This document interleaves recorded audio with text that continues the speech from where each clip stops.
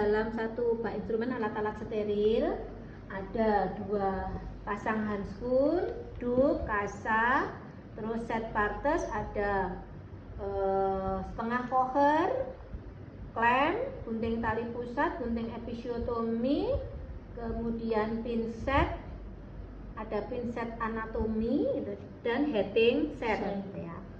Ada kateter nelaton, ada sepet, mestinya sepet 3 cc, sepet 5 cc ya. Bahkan kalau distosia bahu itu sebenarnya ada yang menyarankan episiotominya 2 tempat, kanan dan kiri, sehingga kita membutuhkan sepetnya tidak hanya 5 cc tapi bisa 10 cc karena paling tidak kan ini 2 ampul gitu ya. Kalau 1 ampul kan hanya untuk 1 sisi, 2 ampul berarti pakai 10 cc karena kan ini 2 ampul kan 4 mili, diencerkan kan menjadi 8 mili gitu ya. Berarti setengahnya dong. Jadi pakai sepetnya 10 cc. Kemudian ada oksitosin. Oksitosin ini ketika pasien sudah ada doran teknus perjol vulka, kita harus melakukan pemeriksaan dalam. Ingat, bengkok ditaruh sini, nggak usah deket-deketin. Senangnya mahasiswa deket-deketin gini sehingga tangannya kena sini. Kemudian kita pakai sarung tangan. Kalau pakai sarung tangan steril, mundurlah. Karena biasanya kita fokus ke jari-jari ini nyentuh mana-mana nggak sadar. Makanya hindarkan dari barang-barang. Oke, kita doran teknus belum keluar ya. Ada dorongan meneran, ada tekanan pada anus, pada perineum menonjol, kemudian vulva. Oke, periksa dalam dulu ya Bu ya untuk memastikan apakah pembukaan sudah lengkap atau belum. Nah, kok nggak ada? Oh, maaf ini tuh.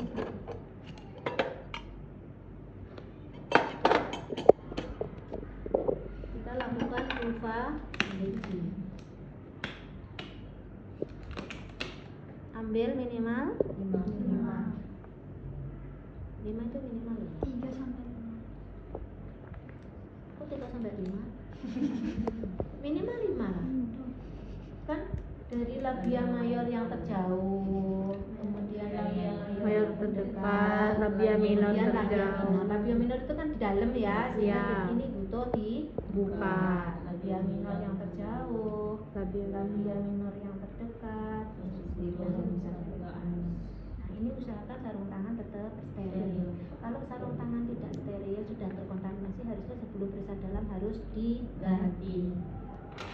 Sebelum melakukan pemeriksaan dalam, siapkan dulu setengah Koher. Oke, maaf ya Bu, periksa dulu ya Bu.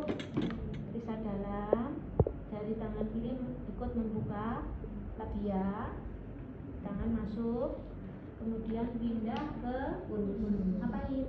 Ngecek ada his ya, ngecek ada his atau tidak. Dinding vagina licin, tidak ada benjolan, porsio sudah Tidak teraba. Kemudian selaput ketuban positif, bagian terendah kepala turun di hot 3. UOK di jam 12. Mulase negatif. Terus tidak teraba bagian kecil atau tali besar. Terus ngapain? Mencah oker, kecil setengah tangkai dalam. Masukkan. Ketika sudah masuk, kemudian dijepitkan di tangan dibalik. Posisinya gini ya. Kalau tadi kan masuk gini. Kemudian kita jari tangan kiri pindah lagi ke ngapain? Cek his. Kapan ini ditorehkan? Ketika tidak ada his. Ketika his baru saja mereda. Setelah his mulai berkurang, ini ditorehkan. Kenapa kalau kok nggak pas saat his? Langsung muncrat. Gitu ya. Hisnya sudah hilang, berarti ditorehkan. Tangannya dipertahankan. Oh iya, di waktu ditorehkan itu ini melindungi ya. Takutnya masih ada tekanan nanti muncrat. Terus dipertahankan, kita kembali ke fundus uteri sambil ngecek adakah tali pusat menumbung atau bagian kecil. Oke, ternyata sudah lengkap, tidak ada bagian menumbung. Kemudian kita keluarkan tangan. Maaf ibu, napas panjang ya. Keluar tangan, cek sarung tangan lendirnya. Oh iya maaf, ini tadi harusnya ditodaki. Kalau posisi litotomi kan biasanya bawah sudah ada embernya. Oke, berarti anggap saja ini sudah lengkap. Kepala sudah crowning. Dibantu menurunkan kepala. Kita ganti sarung tangan. Dimasukkan ke dalam larutan enzim. Oksitosin kita patahkan. Ketika kepala tampak 5-6, ini kondisinya di bawah kondisi. Kepala tampak 5-6 cm, taruh handuk di atas perut ibu. Berapa harusnya 2 ya?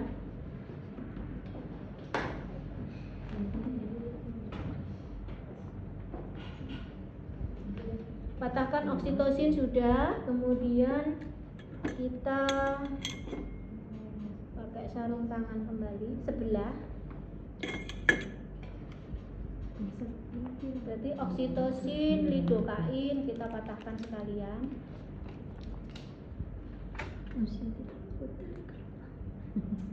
Kemudian sedot oksitosin itu berapa mili? Oksitosin berapa mili? 1. Kemudian lidokain juga disedot dan diencerkan 1:1. Terus kita mulai pertolongan persalinan.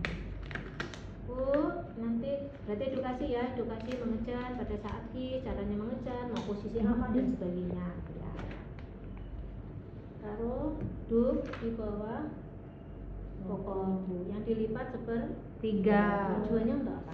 Untuk kepala janin saat keluar. Oh maaf, kalau ini diangkat sedikit bu. Nah, oke ya.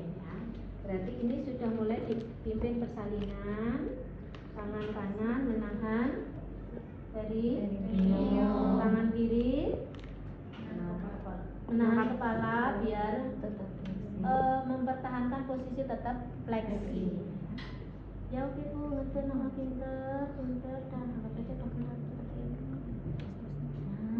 Nah, kalau distosia salah satu tandanya adalah ketika his dia masuk keluar, di luar his masuk lagi. Ya. Dan ketika kepala sudah keluar, ini sulit untuk putar paksi luar. Kita tunggu nggak putar-putar paksi, kita cek lilitan tali pusat. Siapa tahu nggak putar paksinya karena tertarik dari lilitan tali pusat. Nah, terus mestinya ini karena tidak putar paksi dan kita diagnosis ini distosia bau, dilakukan episiotomi. Episiotomi secara mediolateral. Ya, kita lindungi kepalanya.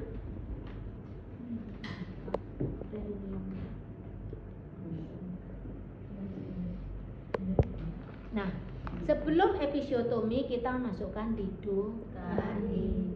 Ya, masukkan lidokain di kanan dan di kiri. Karena episiotominya 2. Masukkan lidokain, ditunggu sesaat, kemudian baru dilakukan episiotomi dengan melindungi kepala ya, secara mediolateral. Cara masukkan lidokain udah tahu belum? Belum. Anggap saja lidokain. Ketika ini mau di episiotomi mediolateral ya, ini dimasukkan kan tuh subkutan kan?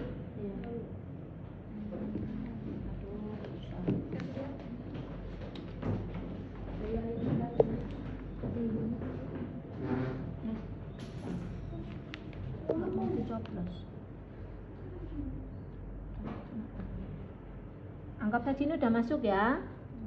Terus ditarik, diaspirasi. Kalau ada darah berarti tidak boleh diteruskan. Terus ini ketika memasukkan, ini sambil didorong, spetnya sambil ditarik. Nah, gitu ya. Sehingga lidoka ini akan nyebar, nggak hanya satu titik. Biasanya kan masuk, kalau orang contek kan, aspirasi nggak ada darah langsung masuk. Kalau ini enggak, aspirasi nggak ada darah sambil kita tarik spetnya sambil didorong. Jadi kan nanti lidoka ini akan nyebar sepanjang ini, dan inilah nanti yang akan dilakukan episiotomi. Itu ya.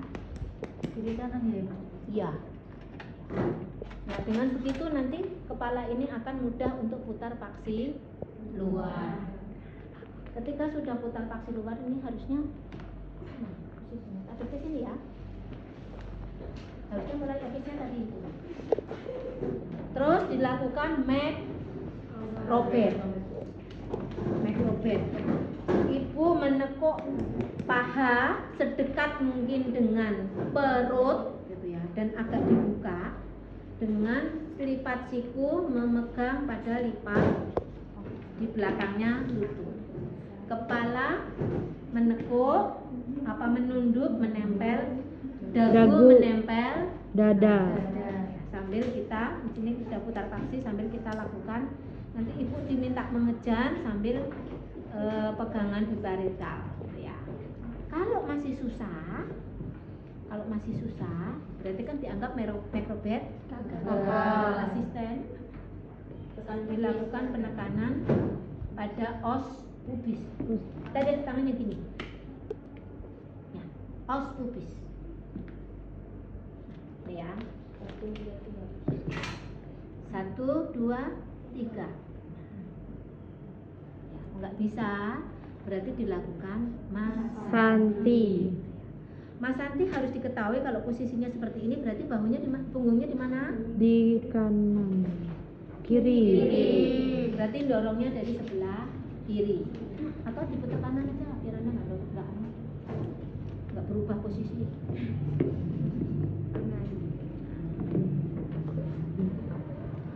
Oke, sudah dipastikan punggungnya. Kemudian letakkan tangan dengan posisi seperti tadi di atas simpisis, di suprapubis. Di suprapubik, bukan di pubisnya. Nah, suprapubik, nanti tekan ke bawah, 1, 2, 3, tekan ke bawah, dorong. Gitu ya. 1, 2, 3, dorong. Dorongnya ke arah dada. Dada janin ya, Bu? Iya, dadanya janin. Makanya harus diketahui punggungnya. Oh, iya. Karena harapannya apa? Biar bahunya memutar menjadi transversal. Atau kita buka deh gini aja. Nah, ini ditekan. Tadi tanganmu itu di atas bahu ini, terus nanti habis ditekan langsung. Ya. 1, 2, 3. Dibuat menjadi tengkurap. Ya, Bu. Harapannya dengan ini kepala sudah, bahu sudah bisa Lahirkan. Oke, dilakukan sambil alhamdulillah lahir. Berarti Mas Santinya Berhasil. penilaian Selintas. Oke, sampai situ aja kan? Iya. Gitu kan Bu? Iya, karena biar prasatnya semua dilakukan. Nanti kalau macrobed berhasil, Anda nggak jadi Mas Santi.